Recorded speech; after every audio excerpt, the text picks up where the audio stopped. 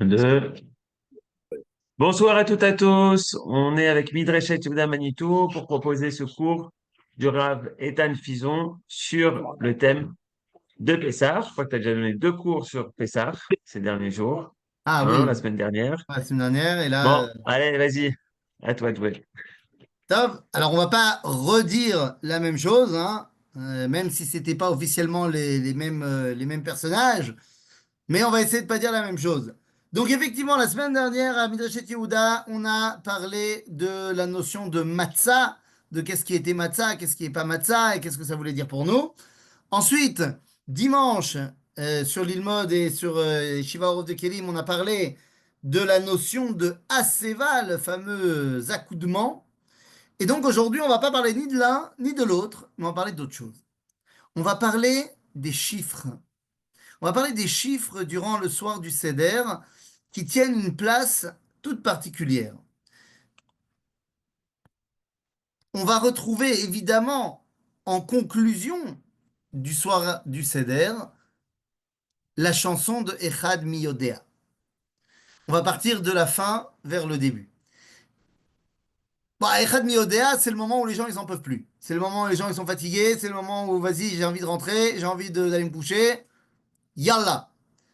Mais Echad Miyodea, c'est une chanson qui a décidé de marquer le coup dans l'identité juive. Qu'est-ce que représente chacun des chiffres qui vont nous amener au Echad? Quelles sont les différentes étapes pour arriver au Echad? Et oui, parce qu'on s'arrête à Shlosha Asar Miyodea. Et c'est volontaire qu'on se soit arrêté à Shlosha Asar. On aurait très bien pu dire Arba Asar et Chamisha Asar. Moi, j'ai déjà des trucs pour remplir la chanson. Si on m'avait dit Arba Asar Miyodea, moi j'aurais dit Arba Asar Ani Yodea. Arba Asar Ilcheta. Moi j'aurais dit que Arba Asar, c'est les 14 tomes de la halacha du Rambam, qui a été commentateur de tous les sujets de halacha. Et ensuite, on serait arrivé à Chamisha Asar, et j'aurais dit Chamisha Asar Madregata. Les 15 ma'alot, les 15 escaliers pour arriver au Beth Amikdash. Mais dans la tradition juive, on s'est arrêté à Shlosha Asar. Pourquoi est-ce qu'on s'est arrêté à Shlosha Asar? Eh bien parce que 13, c'est la valeur numérique du mot Echad. Et donc, ce sont les 13 attributs de Dieu qu'on met en avant durant le Shlosha Asar. On dit Shlosha Asar, Midaya. Les 13 attributs de Dieu, la façon dont on perçoit dans ce monde le divin, qui n'est autre que le un. Donc, Shlosha Asar, c'est le un. Mais comment on arrive à Shlosha Asar? Eh bien, pour ça, on a besoin d'être conscient que Echad mi yodea, Echad ani yodea. C'est qui? Elohenu. Attention, Echad Elohenu, Zemidat Adin. On n'est pas encore arrivé à Shlosha Asar. Les 13 attributs de Dieu, c'est Yud Gimel Midot HaRachamim, Yud Kevavke. Donc dans le Echad, Mi Yodea, Echad Ani Yodea, Echad Elohenu, Elohenu Zemidat Adin. C'est l'attribut de rigueur. On n'est pas encore arrivé à l'amour. Et oui, car vous aurez remarqué que Echad, c'est la valeur numérique du mot. C'est rare, autant pour moi. Que 13, c'est la valeur numérique du mot Echad, mais c'est aussi la valeur numérique du mot Ahava. En d'autres termes, le but est d'arriver à Yudke Vavke. Comment on fait? Eh bien, il y a plusieurs étapes. Première étape, savoir qu'il y a un créateur. Deuxième étape, que ce créateur se dévoile. Shnaim mi yodea, shnaim ani yodea. Shene luchot abrit. Luchot abrit, c'est le témoignage, elle s'appelle dans la Torah Luchot Edut, c'est le témoignage que Dieu se révèle à l'homme. Très bien, donc il y a un créateur et ce créateur se dévoile. Mais il se dévoile par une identité. Shlosha mi yodea, shlosha ani yodea, shlosha avot. Dieu se dévoile par une identité qui s'appelle le peuple juif. Abraham, Yitzhak et Yaakov. Oui, mais attention, cette identité, ce n'est pas une identité qu'on apprend, c'est une identité qu'on hérite. C'est une nation et non pas un groupe d'élèves. Et c'est pour ça que cette identité, elle est naturelle. Arba mi yodea, arba ani yodea, arba imaot. Elle vient de par mon affiliation naturelle au peuple juif. Top, alors j'ai compris que Dieu se dévoile, enfin qu'il y a un Dieu, qu'il se dévoile, il y a un créateur, c'est ça. Il y a un créateur, il se dévoile dans ce monde par l'intermédiaire d'une identité qui est une identité nationale. Il a fait mode. Oui, mais d'où elle vient, cette identité nationale? Ah, ben Chamisha mi yodea, Chamisha ani yodea, Chamisha chumshe Torah. La Torah écrite, c'est l'histoire du peuple juif. Donc, Chamisha miyodea, Chamisha aniyodea, c'est les 5 livres de la Torah. Cette identité qui est une nation, j'apprends d'où elle vient. Bah d'accord, maintenant que je sais qui c'est le peuple juif, mais il fait quoi le peuple juif? Quelle est sa particularité dans ses actes? Est-ce qu'il ressemble aux autres identités nationales? Ou est-ce qu'ils font des choses différentes? On a compris qu'une identité, c'est d'abord qui tu es. D'accord, mais il y a aussi, une fois que tu sais qui tu es, il y a aussi ce que tu fais. Shisha, c'est Shisha miyodea. Shisha ani yodea. Shisha sidre Mishnah. Sidre Mishnah, c'est la halacha. La Mishnah, c'est la halacha. C'est-à-dire, quoi faire. Tov, il y a fait meurtre. Il y a un créateur, il se dévoile par l'intermédiaire d'une identité qui s'appelle le peuple juif, et cette identité, c'est une nation naturelle. Cette identité a une histoire, je la connais, et elle a des actions particulières, je les connais également. Mais comment est-ce que cette identité s'attache, elle, à la transcendance? Eh bien, Shiva mi yodea, Shiva ani yodea, Shiva yeme Shabta. C'est le Shabbat. Le Shabbat, c'est le moment où moi, l'identité, la créature, je me rattache au Créateur. Vous allez me dire, je me rattache également au Créateur par mes mitzvot. En vrai, non. Par les mitzvot, je me rattache à sa volonté. Alors que par le Shabbat, je me rattache à lui. Ok? Oti beni ou benerem. C'est ce qu'on dit dans le Kaddish. Dans le Kaddish. Dans le Kaddish. Dans le Kiddush. Vous voyez que j'ai fait quand même un bug. Parce que j'ai dit Kadouche au début. Et après, j'ai dit Kaddish. Et en fait, je voulais dire Kiddush. Je pense que j'ai passé trop de temps la tête dans le frigo. Mais ça, c'est une autre histoire. Bon, bah maintenant qu'on sait que ce peuple juif peut se connecter à Dieu, est-ce que son alliance... Enfin, non, voilà, je m'auto-spoil. Je me connecte à Dieu. Mais pourquoi est-ce que Dieu il a envie d'accepter ma connexion? Eh bien, parce que Dieu a fait avec nous une alliance. Shmona mi yodea, shmona ani yodea, shmona yeme mila. C'est l'alliance. Il a fait merde. Bon, mais on aurait pu en rester là. Non. Dira André Neher, le professeur André Neher, un juif, halachiquement parlant, c'est celui qui a une mère juive. Mais, maoutiquement parlant, par essence, un juif, c'est celui qui a des petits-enfants juifs.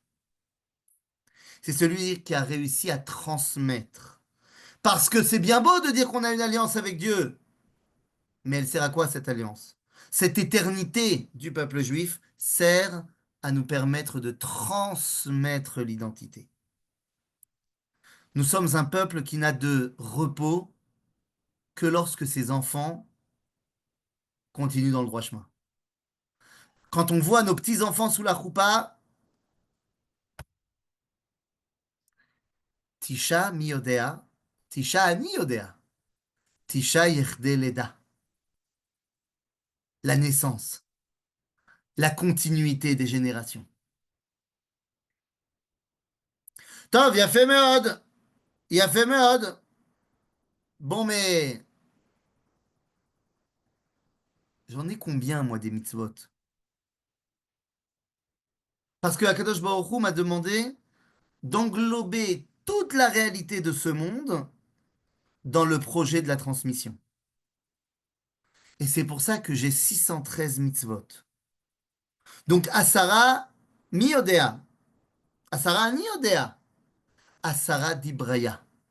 Vous allez me dire, ce sont les 10 commandements, les 10 paroles. Oui, mais les 10 paroles, on y reviendra juste après, sont l'origine des 613 mitzvot. On y reviendra juste après. Tov, bien fait, j'ai reçu les mitzvot, c'est très bien, kol hakavod li. Et qu'est-ce qui se passe si jamais je faute? Parce que si jamais je faute, peut-être que Dieu va se détourner de moi. Peut-être qu'il va choisir les chrétiens à ma place. Verus Israël. Achad asar mi yodea. Achad asar ani yodea. Achad asar korvaya. Ce sont les étoiles, les 11 étoiles. Mais de quelles étoiles on parle? On parle des étoiles du rêve de Yosef. Du rêve de Yosef. Lorsque Yosef fait son rêve, il voit la lune, le soleil et 11 étoiles sont prosternées devant lui. Maintenant, vous savez comme moi que lorsque Yosef a raconté son rêve aux frères, les frères n'ont pas kiffé.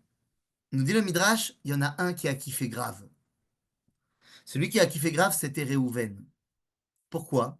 Eh bien parce que le rêve intervient juste après la faute de Réhouven lorsqu'il a été avec la femme de son père. Et Réhouven pensait qu'à cause de sa faute, il était maintenant exclu du peuple juif. Lorsqu'il entend le rêve de Yosef et qu'il entend qu'il y a 11 étoiles, il dit Oh, ça veut dire que je suis encore dedans, même si j'ai fauté. À partir du moment où on a reçu des mitzvot, les 10 commandements, eh bien on peut recevoir aussi des avérotes, si on ne fait pas ce qu'il faut. Eh bien c'est fondamental que tu saches que la avéra, comme dit le Rav Kook, n'est que mikrit ba'adam. Elle n'est pas essentielle, elle est une erreur de passage. Parce que fondamentalement, afalpi shechata, Israël hu. Bien qu'il ait fauté, il reste le peuple juif. Et c'est donc ça, ces 11 étoiles qui marquent le fait que malgré la faute de Réhouven, il est toujours présent. Bon, ben c'est génial. Il me reste plus qu'à... Il n'y a plus qu'à, hein, comme on dit. Mais attendez, est-ce que le peuple juif, c'est un monochrome? Tout le monde doit être pareil. Tout le monde doit penser pareil. Tout le monde doit être habillé pareil. Tout le monde doit étudier pareil. Mais tu rigoles ou quoi?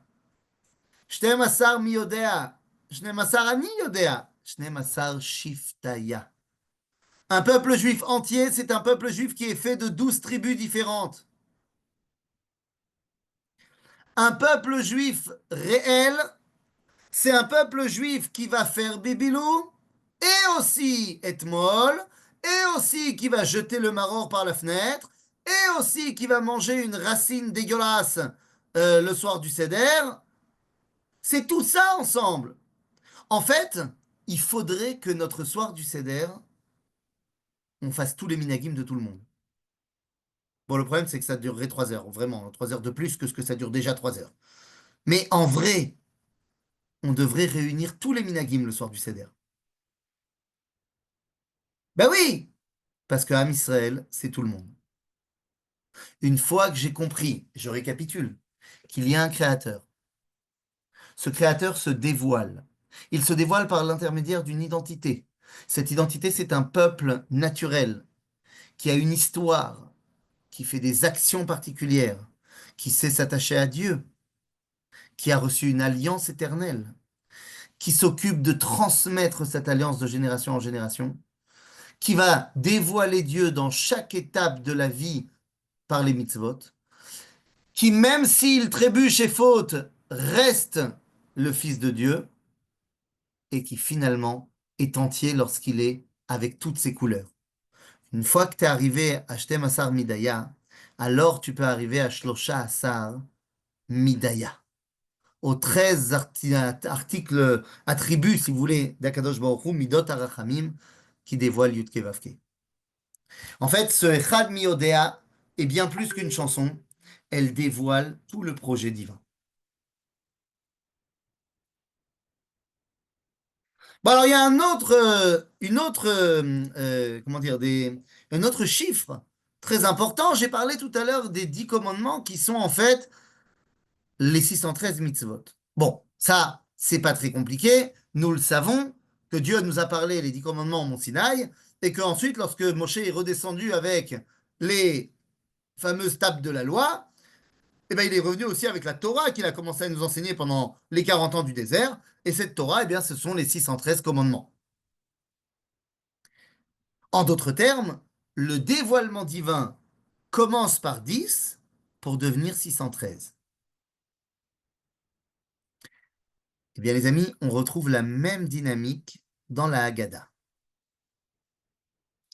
Dans la Haggadah, alors, je vais tout de suite vous mettre le texte, hein, histoire que. Attendez, Inezeba, Inezeba. Attends, où est mon texte? Pourtant, je l'avais préparé. Hop là.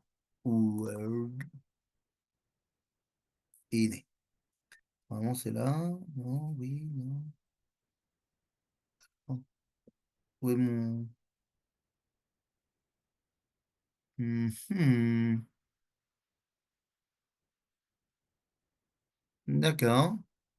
Très bien, je n'ai donc pas mon texte devant les yeux. Très bien, de moi. Ok, très bien. Je ne le retrouve pas et je ne vais pas vous faire perdre du temps. Donc, on va le prendre Qu'est-ce d'ailleurs. que tu trouves pas? Ma Haggadah, mais j'avais préparé ma Haggadah sur mon ordi, mais je ne l'ai pas. T'as une Haggadah là, vite fait, sous la main? On va essayer, ouais. Dis-moi ce que tu cherches comme passage. Le passage des diplés. Ok, 30 secondes. Eh bien, très bien. Parfait, Kolakavod. Je sais pas, je sais pas où il est. J'ai dû faire une mauvaise manip. Bon, en tout cas, il y a un moment donné où dans le Maguide, on va arriver au diplé. Et c'est là que certains vont prendre leur petit doigt et sortir à chaque plaie une goutte de vin de leur verre. Certains vont prendre le verre et verser une goutte dans l'assiette. S'il y a d'autres minags, on est toujours preneur. Et à ce moment-là, on va énumérer nos 10 plaies. Dam, tzvardea, kinim, arov, dever, shrin, barad, arbe, chosher, makat, bechorot. Et donc, on a 10 plaies. Mais ces 10 plaies, elles servent à quoi? Je ne parle pas dans la Haggadah, dans l'histoire du livre de Shemot. Elles servent à quoi, les 10 plaies? Eh bien, c'est marqué noir sur blanc dans la Torah. Les man yedou mitzraim ki ani Hashem, pour que les Égyptiens, l'Égypte, sachent que je suis Dieu. En d'autres termes, les 10 plaies, c'est aussi un dévoilement divin. Alors, comme ils ne sont pas au niveau d'avoir un dévoilement divin par la parole, parce que c'est les Égyptiens et qu'ils ont montré leur bassesse morale, ça n'a pas tellement changé. Donc ils n'ont pas un dévoilement divin par la parole, mais ils ont un dévoilement divin par les coups. Ok? Eh, soit tu apprends comme dirait, comment dire, comme dirait ma mère, qui est en train de cuisiner, elle dirait, quand on n'a pas de tête, on a des jambes. Eh oui, c'est-à-dire quand tu n'as pas le niveau moral pour recevoir le dévoilement divin par la parole, eh ben, tu prendras la claque. Et la claque, c'est aussi un dévoilement. Donc, on a nos 10 plaies, et là, la Haggadah commence à partir dans un monologue extraordinaire. Un monologue extraordinaire où il y a plein de rabbins qui viennent mettre leur grain de sel. Qui viennent mettre mamache leur grain de sel. Hop là. Parce que je vois qu'il est toujours pas là. Hein. Ah ah! Il a chéré, ça y est! Il a chéré, kol hakavod. Il a fait mode. Tout le monde voit? Alors, je remonte un tout petit peu, si tu peux. J'ai pas le début. Dis-le, Alpé, je sais pas, il me propose que ça. Ah, bravo, bravo, bravo. Si, voilà. Voilà. Hum,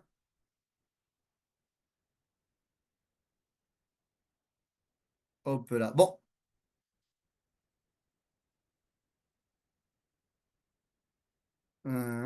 Ok. Bon, C'est bon? on va se débrouiller. En tout cas, on dit les 10 plaies et après, on a plein de rabbins, 4 en l'occurrence, qui viennent mettre leur grain de sel et qui viennent compter les plaies différemment. On commence avec Rabbi Yehuda. Rabbi Yehuda, Yanoten Behem Simanim. Et voilà, tu descends un tout petit peu. Voilà, encore un tout petit peu, descends. Yofi. Rabbi Yehuda, Yanoten Behem Simanim. Detzar, Adash, Be'achav. D'ailleurs, vous aurez remarqué que ce sont les initiales. Mais Rabbi Yehuda, lui, il dit qu'en fait, les Makot, c'est 3 groupes. C'est pas 10, c'est 3. Et il y a plein d'explications de pourquoi il les a notés en 3. Après, quand on descend,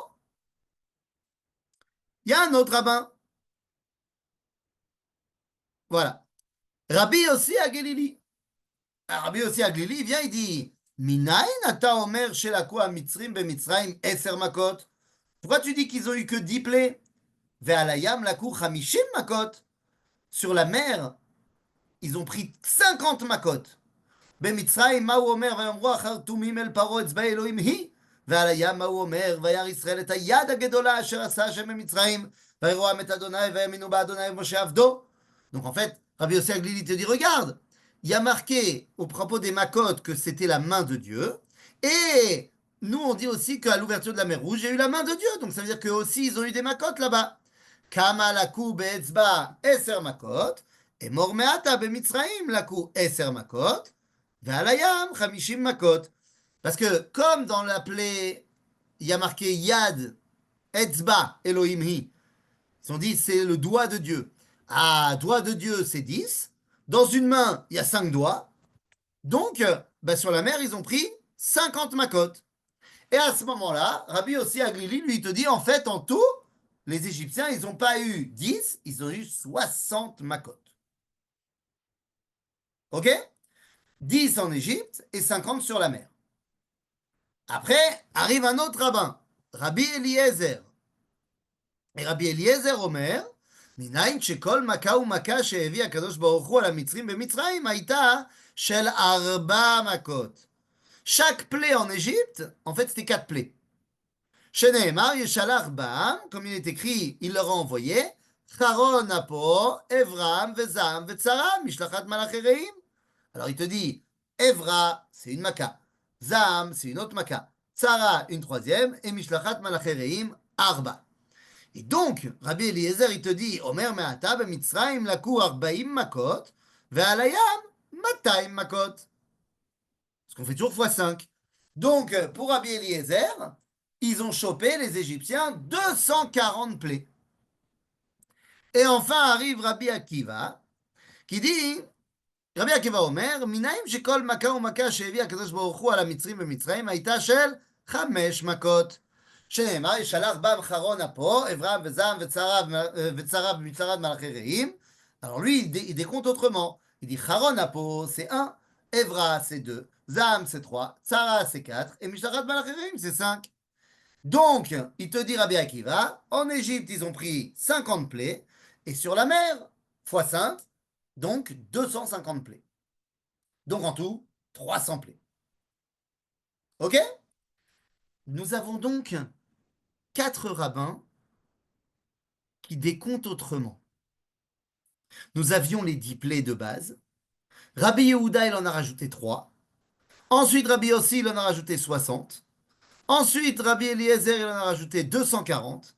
Et ensuite, Rabbi Akiva, il en a rajouté 300. Bien, les amis, je vous le donne en 1000. Quand tu fais 10, plus 3, plus 60, plus 240, plus 300, c'est 613. De la même façon que nous, on a eu les 10 commandements qui se sont subdivisés en 613 mitzvot, eh bien les Égyptiens ont eu 10 plaies de base qui sont devenues pour eux 613 makot. C'est-à-dire qu'ils ont eu le même dévoilement que nous, mais comme ils n'étaient pas au niveau moral, eh bien pour eux, ça a été un dévoilement par la douleur, par la difficulté. Ok? Ben, ça a l'air. Alors, on a parlé de Echad Miyodea, évidemment. On a parlé des fameux décomptes des Makot et des Dibrot et des Mitzvot. Mais il y a un autre moment où on va parler de chiffres. Quels sont les moments où on va parler de chiffres? Eh bien, dans le soir du Seder, on va dire ce qu'on appelle le Hallel Agadol. Le Hallel Agadol, on l'appelle également Hallel Mitzrayim, c'est le moment où on va dire ce qu'on dit tous les Shabbats matin à la synagogue, lorsqu'on dit les 26 Kileolam Chasdo. Mais c'est quoi ces 26 Kileolam Chasdo? Eh bien, ils font référence directement aux 26 générations qui séparent Adam de Moshe. Il y a 26 générations entre Adam Arishon et Moshe Rabbeinu. 26 générations depuis que le Créateur a créé et s'est caché de sa créature jusqu'au moment où il se dévoile à sa créature. Comme de par hasard, 26 générations, comme de par hasard, 26, c'est le tétragramme. C'est la valeur numérique de Yudke Vavke. Alors, ensuite, on revient en arrière. En fait, j'aurais dû parler du Hallel avant de parler des Makot, mais c'est pas grave. Euh, on revient en arrière, on renroule la Haggadah et on arrive à nos fameux quatre enfants. Bon, là, c'est déjà quelque chose qui est plus connu. Nos quatre enfants, d'ailleurs, qui ne sont pas des enfants. Je tiens à rappeler qu'ils sont appelés dans la Haggadah des Banim, pas des Yeladim. C'est-à-dire.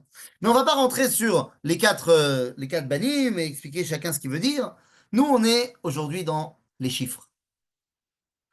Nous dit le Maharal de Prague, le Maharal dit que boire le cinquième verre à cet endroit, à la Hagadol, est une ségoula, attends, est une ségoula pour la Parnassa. Alors là, Alex, je me rappelle pas avoir vu ça, mais ça me paraît très bizarre. Ça me paraît très bizarre. Mais peut-être que tu as raison, je me rappelle plus. Je sais que Maharal dit qu'il faut boire la cinquième coupe, mais je me rappelais pas qu'il avait son histoire de Parnassa. Si tu as le Makor, eh bien, Si, je si. serai. Pardon? Bah, parce qu'en fait, il relie ça, il le lit avec le Birkat Amazon, et donc le Birkat Amazon, c'est la nourriture, c'est la parnassa, c'est comme ça que le Maharal, il va dans cette direction. Ils disent Goula la Parnassa? Il écrit pas ça, mais comme c'est lié au Birkat Amazon, c'est le Shefa du Birkat Amazon, alors, Ah, donc, donc Zach, nous, on dit Zesgoula la Parnassa. ouais. J'ai compris. D'accord. Donc là, ça me va déjà plus. Là, ça me va déjà plus. C'est-à-dire, alors en tout cas, quoi qu'il en soit, donc on sait que nous avons nos quatre enfants et nous savons que le Maharal nous a expliqué dans le livre Gouvrot Hachem que le 4 dévoile toujours un 5. À chaque fois qu'on va voir 4 quelque chose, eh bien en fait, il y a un cinquième point qui est caché. C'est le point quand tu relis les deux diagonales. Et donc, il y a un cinquième qui est toujours présent. Et dans la Haggadah, eh bien, le 4 revient 4 fois, et c'est pour nous dire qu'à chaque fois, il y a un cinquième. Alors, évidemment, les 4 Yeladim, enfin les 4 Banim, on les connaît, et donc on sait quel est le cinquième. Qui est ce cinquième? Ben, en fait, le cinquième, on le sait tous, c'est celui qui n'est pas là. C'est celui qui n'est pas là. Alors pourquoi il n'est pas là? Certains diront parce qu'il est assimilé, il s'est marié avec sa Goya. D'autres diront il n'est pas là parce qu'il est dans les prisons du Hamas. Il n'est pas là. Mais rappelez-vous de ce que la Haggadah nous dit juste avant de parler des quatre banim. Elle dit Baruch Hamakom Baruch Hu Baruch Shenatan Torah le'amo Israël, Baruch Hu. Keneged arba banim dibra Torah. C'est quoi ça? C'est-à-dire que chacun des banim est dirigé à un Baruch. Baruch Hamakom, Baruch Hu. Baruch Shenatan Torah le'amo Israël, Baruch Hu. Il y a 4 fois le mot Baruch. Keneged arba banim dibra Torah. Donc, s'il y a 4 Baruch et qu'il y a 4 banim, c'est que chaque ben, il est en rapport directement avec l'un des Baruch. En l'occurrence, Baruch HaMakom. Le premier Baruch, c'est celui qui est le Makom. Qui est le ben qui est rattaché au Makom? Les amis, le ben qui est rattaché au Makom sans trop de surprise, misé. C'est le Chacham. Amakom, c'est l'un des noms d'Akadosh Baruch Hu. Et le Chacham, qu'est-ce qu'il veut savoir? Il veut savoir comment on s'attache à Dieu. Donc Baruch Hamakom, c'est pour le Chacham. Baruch Hu, c'est pour le Racha. Pourquoi? Parce que Ilu Hayasham, Lo Hayanigal, Aval Arshav Hu Lo Sham. Il dit le Rav Kook, maintenant il est là. Il aurait pu choisir de ne pas être libéré en Égypte. Mais là, il n'est plus en Égypte. Donc il est avec nous. Donc puisqu'il est avec nous, Hu Nimtza. Baruch Hamakom, c'est le tzaddik. Baruch Hu.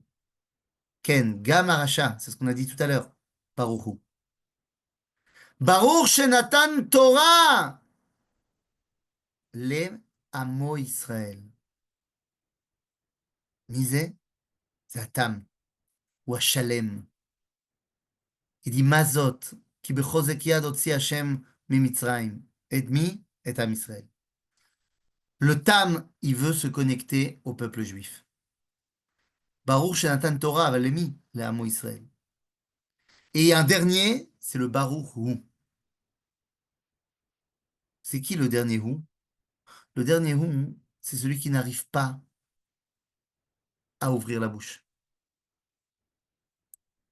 Il n'arrive pas à ouvrir la bouche.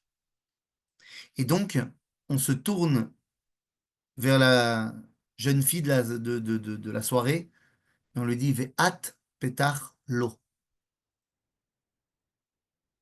On ne peut pas le laisser indifférent. Le rachat, il n'est pas indifférent. Le rachat, il est énervé. Mais quelqu'un qui est énervé, c'est qu'il est dans l'équipe. Ça l'importe. Avala, chez Enoyed Alishol, il est indifférent. Il faut le ramener dans le jeu. Donc on a 4 barours face aux 4 banim. Mais on a dit qu'il y avait un 5e banim, un 5e ben, le ben Hamishi. Alors il faut un 5e barour. Ben oui, il y a un 5e barour. À la fin de la Haggadah. À la fin de la Haggadah, on dit Baruch Haba. Lorsqu'on ouvre la porte pour Eliaou. Et Eliaou, son rôle, c'est de ramener celui qui s'est paumé. Donc le dernier barour, il est pour celui qui s'est paumé. Et c'est Eliaou qui va le ramener. Donc on a nos 4 banim, on a nos 4 barours, on a également nos 4 kushiot, les 4 questions du Manishtana, qui cachent évidemment la 5e, qui est marquée dans la Mishnah,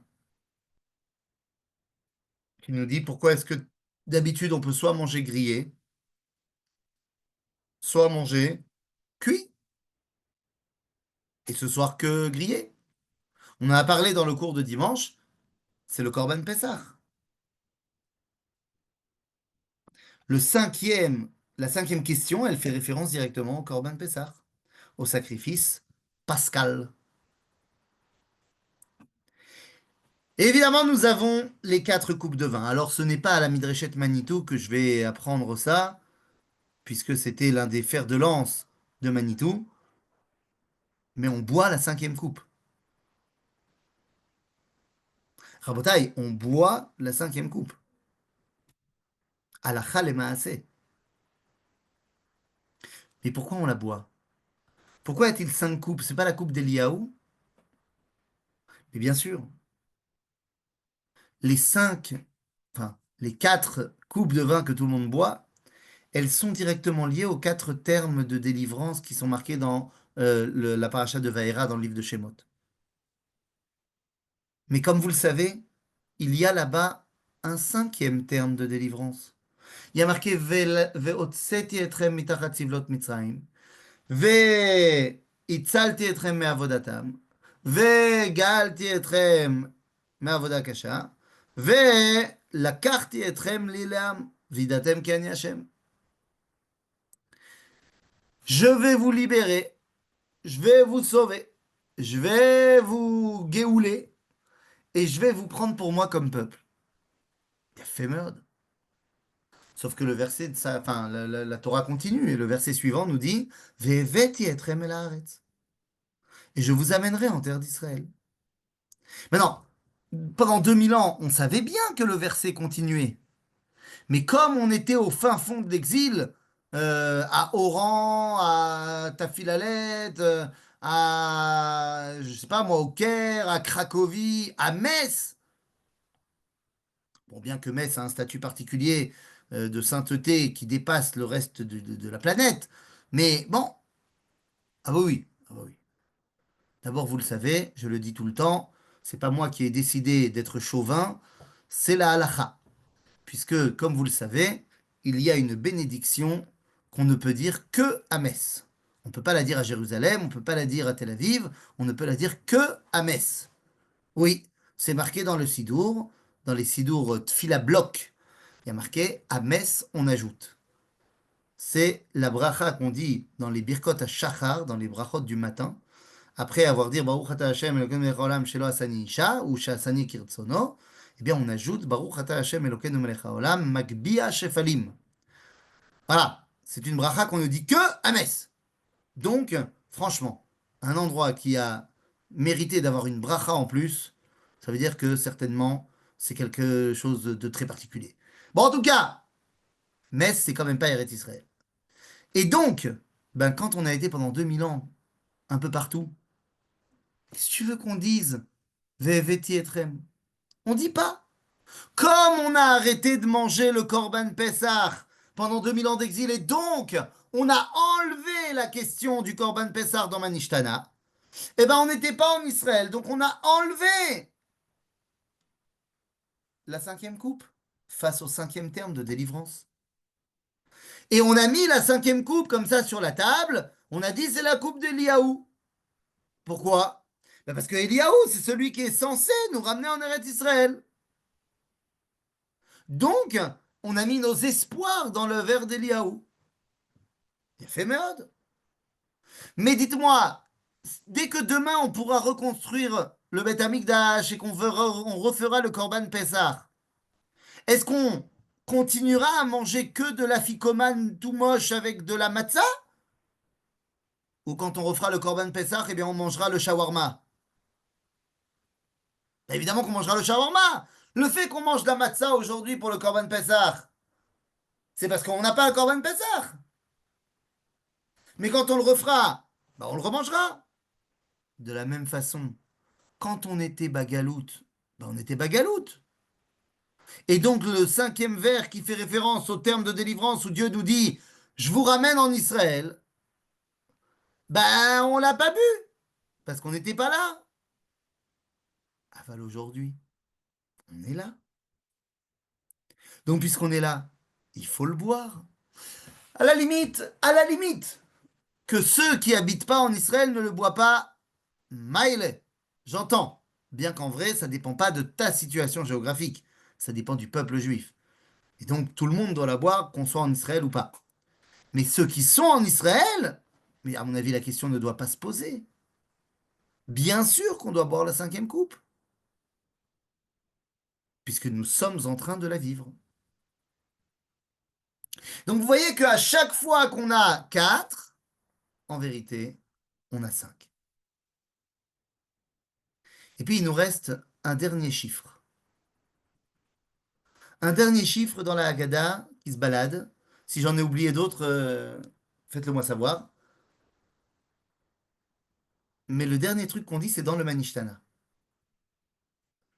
שמה נשתנה הלילה הזה שבכל הלילות אין אנו מטבילים אפילו פעם אחת, והלילה הזה שתי פעמים. Qu'on trempe deux fois. C'est quoi ces deux trempages? Ben, le premier, c'est tremper le karpas dans l'eau salée. Et le deuxième, c'est tremper le maror dans le charoset. Alors, je vais commencer par le karpas dans l'eau salée. Le karpas, c'est pas du maror.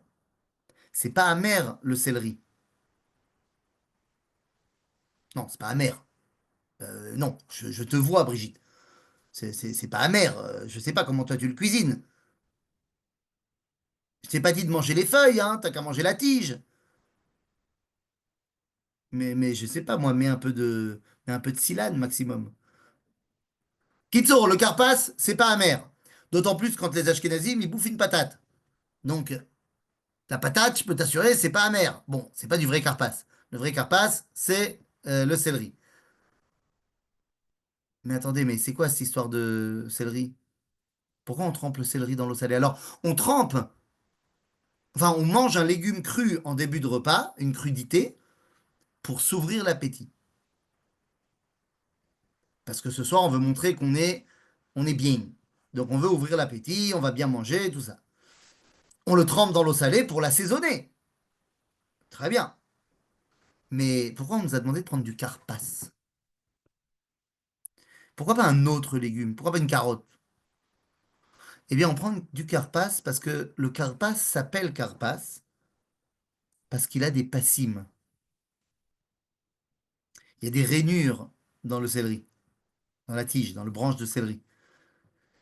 Eh bien, ces rayures nous font directement nous mettre en connexion avec la tunique rayée de Yosef, qui, à cause d'elle et de la jalousie qu'elle a suscitée, eh bien, les choses se sont dévoilées, la boule de neige a été lancée, et finalement, on est parti en exil. Pendant 2000 ans, l'eau salée représentait les larmes du fait qu'on est en exil à cause de ce qui s'est passé avec la tunique de Yosef. Aujourd'hui, on continue à tremper le carpas dans l'eau salée, mais on n'est plus en exil. Donc, de quelles larmes s'agit-il? Eh bien, il s'agit des larmes de la joie de revenir après 2000 ans d'exil. Il y a peut-être aussi une larme de nostalgie, une larme par rapport à tout ce que j'ai perdu pendant ces 2000 ans d'exil avant de revenir. Mais il y a aussi la larme de joie et de remerciement, de reconnaissance d'être là où on est après tout ce qu'on a passé. C'est vrai pour tous les pogroms de l'histoire, c'est vrai pour la Shoah et c'est vrai pour le 7 octobre. Et puis enfin, nous avons notre Charoset. Alors je vous rassure tout de suite, notre Charoset, pour la majorité d'entre nous, il est pâteux. Il est pâteux. Donc on ne trempe pas le maror dedans. On prend avec une cuillère et on le met sur le Charoset, sur le maror, sur la feuille de laitue. Alors que dans le Manishtana, on dit que on trempe. Bah, les Thémanim, eux, ils continuent à faire du Charoset trempé. C'est-à-dire, eux, pour eux, leur Charoset, il est liquide. Mais à quoi fait-il référence, le Charoset? Il y a deux avis dans le Talmud. Est-ce que le Charoset nous rappelle le mortier? Et c'est ce que tout le monde dit. Mais ça va pas du tout. Parce que si le Charoset nous rappelle le mortier, nos ancêtres en Égypte, bah alors faut pas le faire bon. Le mortier, c'est pas cool. Donc faut pas le faire bon. Faudrait même le faire piquant, comme le font les Thémanim. Mais dans l'écrasante majorité du peuple juif, on fait un Charoset doux, bon. Rabotaï, parmi tous les ingrédients du Charoset, chaque grand-mère fera son Charoset comme elle l'entend. Moi, par exemple, la grand-mère qui a fait mon charoset, c'est la grand-mère de Osherad. Voilà. J'ai été acheter mon charoset au supermarché. Oui, les puristes diront que c'est un scandale et que on en a lapidé pour moins que ça. J'avoue, j'avoue. Mais voilà. Mais voilà, j'ai acheté mon charoset. Voilà, je suis en dessous de tout. En tout cas, parmi toutes les recettes de grand-mère, il y a plein d'ingrédients qui sont bonus, mais il y a des ingrédients qui sont obligatoires. Et parmi l'ingrédient qui est le plus important, c'est les pommes. On doit mettre de la pomme dans le charosset. Parce que nous dit la Gemara, soit tu dis que le charosset c'est en souvenir du mortier, mais on a dit c'est pas ça. L'autre avis du Talmud, c'est de dire que c'est en souvenir des pommes. Alors quelles pommes? Quel rapport est des pommes en Égypte? Hein? Est-ce qu'il s'agirait de la campagne présidentielle de Jacques Chirac qui disait manger des pommes? Non, c'est pas ça. Elle a Zecher atapuach. Parce qu'il est marqué dans le verset de Shirachirim que Neged atapuach orarticha. Et le Midrash de nous expliquer que lorsque les Bnei Israël étaient dans l'esclavage, leurs femmes venaient apporter leurs repas à leurs maris et elles leur apportaient les repas dans les champs de pommiers de l'Égypte, qui faisaient référence directement aux champs de pommiers du Gan Eden. Mais bon, c'était les champs de pommiers de l'Égypte. Et là-bas, eh bien, elles avaient un plateau sur lequel il y avait leur repas. Et lorsque le repas était terminé, bah, le plateau était vide. Et elles prenaient leur plateau qui était en cuivre, elles le posaient contre l'arbre, contre le pommier. Ça faisait office de miroir. Et à ce moment-là, elles disaient à leur mari, regarde comment je suis belle. Regarde comment je suis belle. Pour attiser l'envie de leur mari de les retrouver le soir après la journée de travail. Pourquoi faire? Eh bien, pour créer l'avenir du peuple juif. Ces fameux plateaux, ces fameux miroirs seront amenés comme ornement du Mishkan. Et en fait, quand on prend le Charoset, eh bien, on vient parler de l'éternité assurée du peuple juif. Et c'est ça qu'on vient montrer quand on vient tremper le maror, c'est-à-dire tous les problèmes de l'histoire, avec le Haroset. Car on comprend que rien ne saurait détruire la résilience du peuple d'Israël. Et c'est donc avec le Maroc qu'on va manger le Haroset, parce que c'est dans la difficulté la plus grande, et les dernières en date du 7 octobre, eh bien, c'est là-bas qu'on arrive à dévoiler la résilience et la force du peuple juif qui renaît de ses cendres, tel le phénix. Et donc, eh bien, nous sommes passés de, du dévoilement de Yudke Vavke à cette résilience du peuple juif, semble-t-il que c'est la résilience actuelle qui nous permettra de dévoiler Dieu au Beth Amikdash, Bimera, Beyamenu. Amen. Amen, Toda Rabba. Merci, Ravetan Fison. Juste une précision à propos du Maharal, je vais être précis, pas laisser les gens. Ce que le Maharal dit, c'est qu'il lit bien sûr le Hallel pas le cinquième couple, il a lit pas à Ve'eti Etrem, de revenir en Israël, mais il a lu au Hallel Agadol, et le Hallel Gadol finit Noten Lechem Lechol Basar, Kilolam Chasdo. Ah, il a Il fait. donne du pain et de la viande à tout le monde, et donc, et je vous lis sa phrase qui dit comme ça, qui dit V'Hashem itbarach mekayem ani mitzaim al yedei aparnasa shenoten lahem, et que Dieu a la grandeur de donner la parnassa à chacun, puisque c'est comme ça que finit le grand Hallel. Voilà Il a fait merde. la Et c'est tout à référence. fait lié avec Veveti, puisque nous dit la Gemara, c'est quoi la Géoula? C'est lorsque la terre d'Israël redonnera ses fruits, sa parnassa. Il a fait Chazak ou Baruch. Voilà, Il a vous fait pouvez poser merde. vos questions, ouvrir Voilà, le c'est des micro. questions. Voilà. Bonjour Rav, moi j'aurais une question et je vous prie de m'excuser parce que j'ai pas du tout compris Pas de le problème. barreau. Parce qu'il y Le? avait beaucoup de barreaux, vous avez parlé le premier barreau, le deuxième, le Ah oui, troisième, le oui, tout à cinquième. fait. Tout à fait. Le premier Parce que- barour, parce qu'il y a des mots en hébreu j'ai compris. et Je vous traduis, je vous aide. Le premier merci. barour, c'est Baruch HaMakom. Makom, c'est un des noms de Dieu. Et donc, Ah, le premier barour fait référence à celui qui veut se connecter à Dieu, le Chacham, le sage.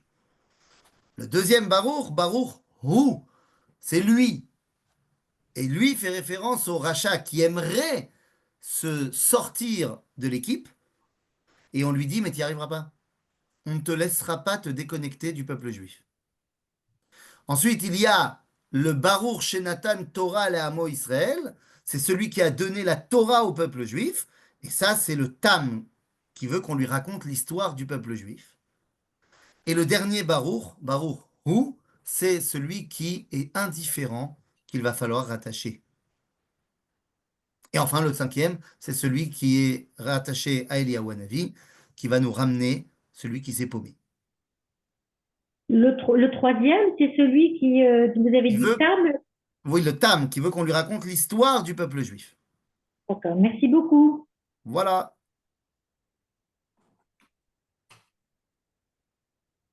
Bon, moi, je voudrais quand même faire remarquer que vous nous embrouillez complètement. Mais alors, si on est réveillé, au lieu de nous dire que 1 égale 1, ce qu'on a appris à l'école maternelle, alors maintenant, vous nous dites 13 égale 1. Après, vous nous dites 10, ça fait 613. Après, vous nous dites 4, ça fait 5. Et puis, on a déjà entendu par ailleurs 7, ça fait 8. Vous pouvez un peu nous expliquer parce qu'on n'est pas endormi, on J'ai entend, pas, on ne j'ai pas comprend dit, rien en j'ai, mathématiques. j'ai pas dit 7, ça fait 8 mois. Oui, enfin bon, Moi, j'ai pas dit celui-là. Celui-là, je l'ai pas dit. Tu peux pas, celui-là, je peux pas l'expliquer. C'est pas juste. je sais, mais enfin, on nous dit souvent 8, c'est bon, ok. Non, 8, c'est au-delà de la nature. 7, c'est Voilà, la c'est nature. ça. Bon, alors, D'accord. vous avez, c'est vrai, vous n'avez pas dit 7 et 8, mais je l'ai rajouté parce que, bon, on n'arrête pas de nous prendre, voilà, on ne sait plus compter. Pourtant, c'est un comble, hein, un juif qui sait pas compter. C'est quand même fou. Voilà. Alors, très simplement, d'abord, les mathématiques, c'est génial. Plus tu avances, c'est un peu comme la Torah, les mathématiques. Plus tu avances dans la connaissance des mathématiques et plus tu comprends que ce que tu croyais pas possible, en fait, est possible. On nous a dit à l'école primaire que 1 moins 2, c'était pas possible. Et puis après, on est arrivé au collège et on a appris qu'il y avait des nombres négatifs. Ah, je croyais que c'était pas possible. Sans Non, parler de la physique quantique, hein. Birlal aujourd'hui. Donc, ça veut dire que les chiffres nous permettent de dévoiler des choses qui sont du domaine de l'abstrait. D'accord? Donc, c'est pas pour rien que le chiffre, toute la Torah de la Gematria, elle vient rattacher une parole à un chiffre. OK? Maintenant, qu'est-ce que moi j'ai dit? J'ai dit, alors les deux, bon ça on a compris, les deux, je t'ai pas embrouillé. Les deux trempages, c'est bon. Ensuite, j'ai dit 4, c'est 5. Parce que effectivement, quand tu prends un n'importe quel plan et que tu fais, c'est très connu, quand tu prends 4 points dans le plan, donc 4 points, et que tu les relis, eh bien lorsque tu vas relier les diagonales, il y a ici un 5e point au milieu qui vient de se mettre. Hop là. OK? C'est-à-dire, quand je dis que 4 c'est 5, c'est que 4, tous les 4 dans le judaïsme, t'amènent à chercher le 5e. C'est leur rôle. D'accord? Ben, c'est-à-dire, de la même façon, Agave, il y a eu 4 Sfarim que Dieu a dictés, et il y a un 5e que Moshe a parlé. C'est-à-dire que les 4 premiers Sfarim de Bereshit, Shmot, Vaikra, Bamidbar appellent Moshe à dire son 5e livre. OK? Donc à chaque fois qu'il y a 4 dans le judaïsme, ça t'amène à chercher où est le 5e. Et d'où la 5e coupe qu'on a expliquée. Ensuite, si déjà tu parles du 7 et du 8, le 7, c'est notre monde. Le 7, c'est le Shabbat de Dieu. Donc le Shabbat de Dieu, c'est le moment où nous, on bosse. Donc le 7, c'est la nature. C'est le cycle naturel. Le 8, c'est le moment où je viens me rattacher à l'infini. C'est pas pour rien que les mathématiques ont décidé que l'infini se représentait par un 8. Le 8, c'est la Brit Mila. C'est ce qui nous rattache à ce qui est au-dessus de la nature. Et ensuite, j'ai dit que le 1 se dévoile avec le 13. Un rapport avec la bar mitzvah? Et évidemment, Quel rapport? évidemment, la bar mitzvah. Tu sais pourquoi on a décidé que la bar mitzvah, elle serait à 13 ans? C'est pas parce qu'on devient sage ou intelligent ou quoi que ce soit. c'est 13 ans parce que c'est l'âge où on peut donner la vie. C'est la puberté, la bar mitzvah. Donc, puisque c'est la puberté, c'est le moment où, comme tu peux donner la vie, on peut te responsabiliser sur cette vie. Et Avant, comment pas ah, mais parce que, pourquoi tu es là? On est dans ce monde pour dévoiler Dieu. D'accord. Tout notre but ici, c'est de dévoiler Dieu, lui faire dire à Toba Tartonim. Maintenant, quand je dis que 1, c'est 13, c'est parce que le mot Echad, en valeur numérique, c'est 13. Mais c'est quoi ces 13? Les 13, c'est les 13 dévoilements de Midat Arachamim. Comment est-ce que Dieu, en tant que Yudke Vavke, se dévoile dans le monde? Il a donné à Moshe 13 attributs de miséricorde.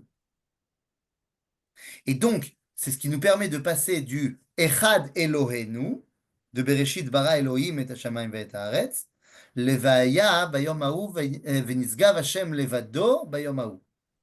Venisgav Hashem Yudke Vavke levado bayom ha'u. Sans Elohim. Ok? Et pour arriver de là à là, on a besoin de tout le processus qu'on a évoqué.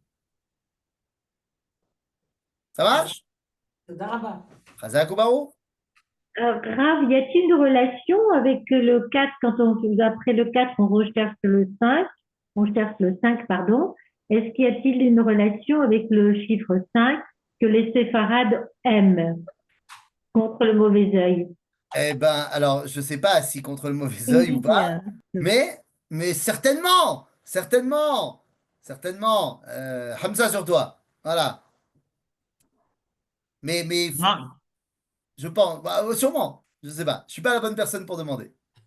tu demanderas à ton meilleur rabbin Sfarad, le Rav Cherki ou le Rav Shmuel Eliaou, il va te sortir des trucs.